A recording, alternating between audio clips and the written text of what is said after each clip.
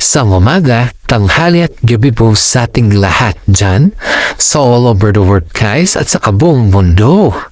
Ito po yung ating updates for today na tungkol sa Kimpaw ganap. Bago natin pisahan yung ating intro guys ay gusto ko lamang po batiin yung mga tao dyan. Yung mga senior dyan, yung mga fans natin dyan. Maraming salamat po sa inyong lahat. Kaya heto na po, introduce natin ng ating intro. Pasok!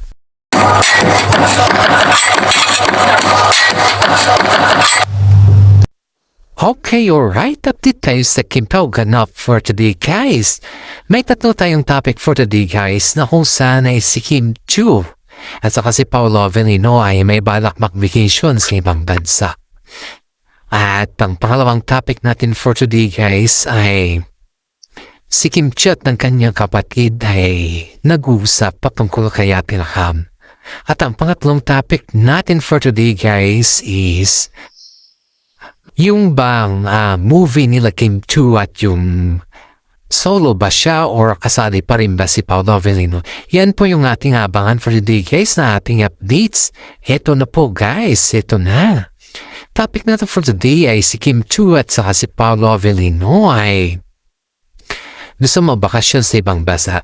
Ayon dito sa ating legit na sources, guys, idea pala ng mami ni Paolo Avellino nang gusto magbakasyon sila Kim Chiu at saka si Paolo Avellino sa ibang bansa kasi nga po marami kasi sa ngayon, guys, nai-stress sa kanilang trabaho gawa ng sa weather ba at saka sa environment sa nangyayari sa mga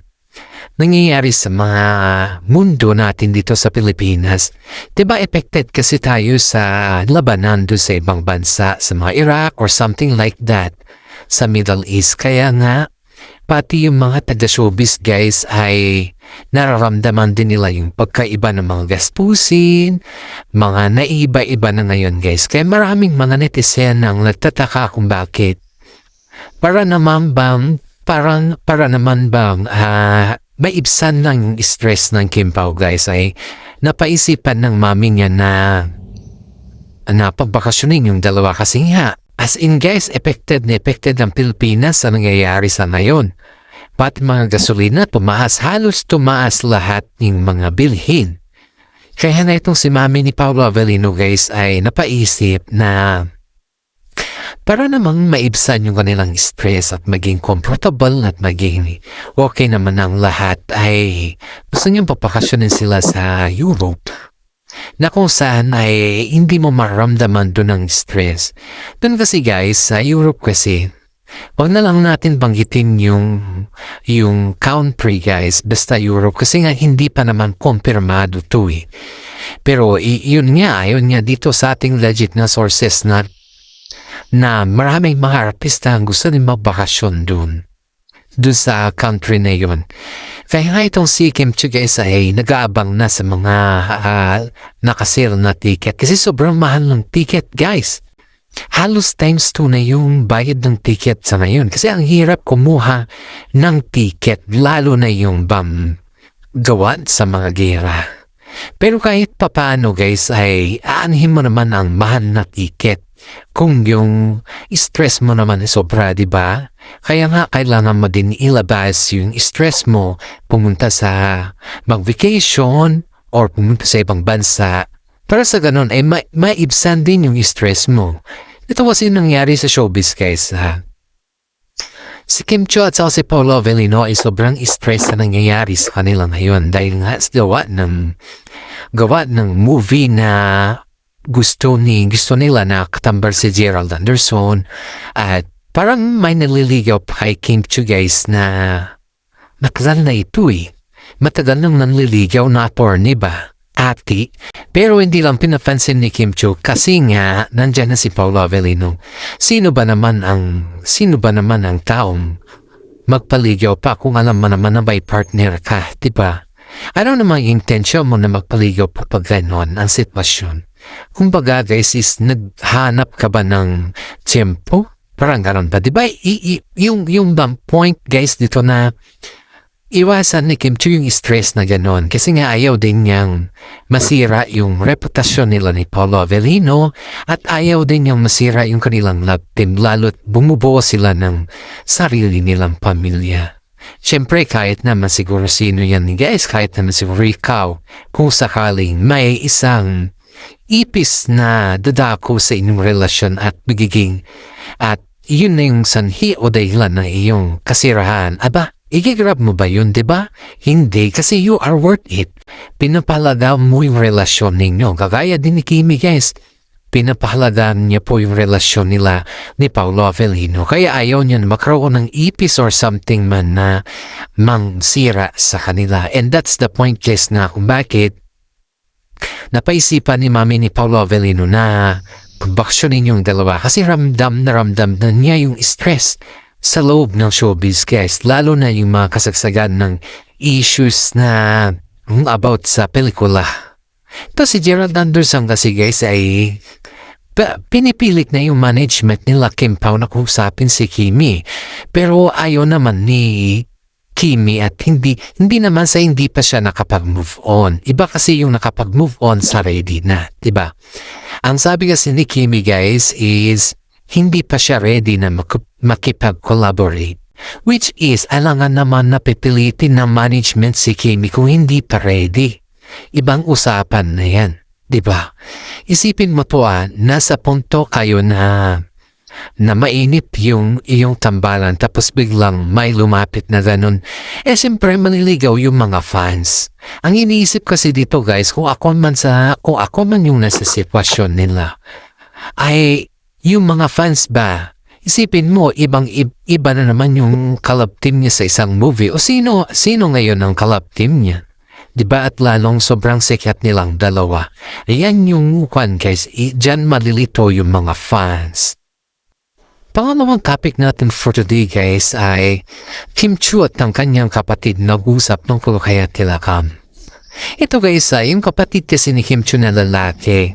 Ito yung pinaka-close na kapatid niya na lalaki sa kanya guys. Kasi nga, I think tinutulungan din ito ni Kim Chu before. And until now naman, tumutulong pa rin si Kim Chu sa kanyang pamilya Sa kanyang pamilya ba? Hindi mo naman maiwasan yan kasi alam naman din natin na si Kim Chu ay breadwinner, di ba?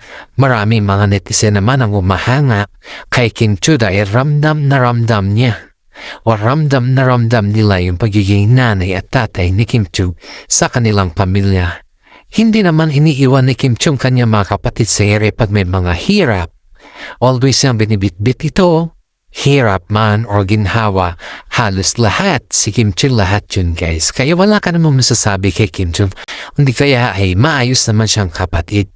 Kaso nga lang, nagkataon lang kasi na nagkaroon ng aberya sila ni Ate Lakam dahil sa sugan o sa bisyo ni Ate Lakam na halos hindi na na-control ni Ate Lakam yung kanyang ginagawa. Kasi nga, siyempre, pag pera marami, hindi mo na alam yan kung ano na yung gagawin mo lalo't hindi mo naman pinaghirapan at pumaasa ka pa rin na mas marami pang perang darating sa'yo.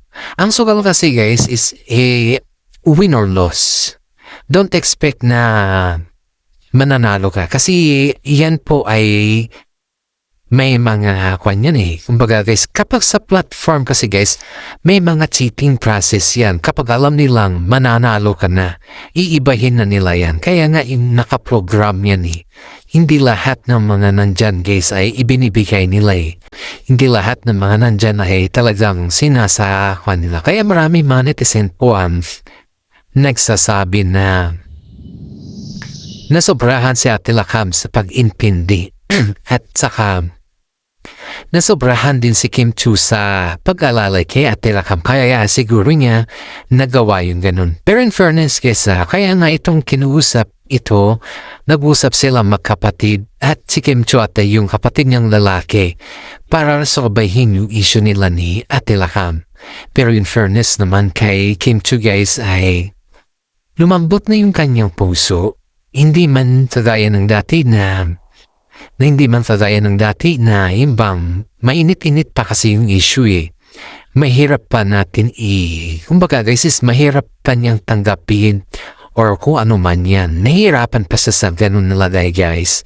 Kaya mga netizen dito guys ay nagtataka kung bakit hanggang ngayon ay hindi pa natapos-tapos yung issue nila ni Atilakam.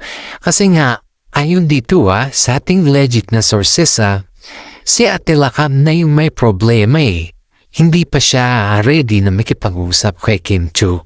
Kundi kaya guys ay dinadaan niya yung usapan niya sa mga kapatid niya na kung saan ay hindi naman nakaka-resolve by mga kapatid niya.